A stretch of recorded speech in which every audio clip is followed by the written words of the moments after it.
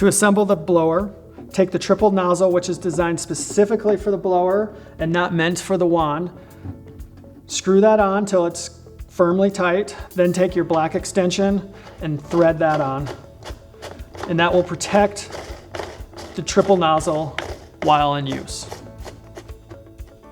And you're ready to go. To assemble the wand, you'll want to take the wand with one of the 3 O-rings. Black is soft, green is medium, clear is firm. Those are based on ambient temperatures. So it's about 70 degrees in here right now. I'm going to use the green O-ring, put it into the female side of the wand. Take the trigger and just screw it on till it's good and firm. Then I'll choose one of the 3 nozzles here.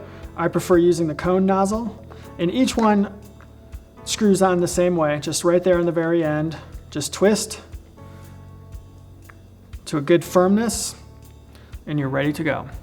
To charge the lithium battery, open the cover to the power port, insert the plug, and you'll see that the light shows green, which means there's some battery power in the battery.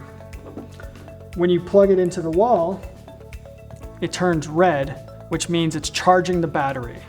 When the battery is fully charged, the light will turn green. To attach the blower to the backpack, take the hose, insert and screw it on, and then take the power cord and insert it into the power port. You're ready to go. To attach the wand, take the hose from the tank, insert, and screw on the fitting.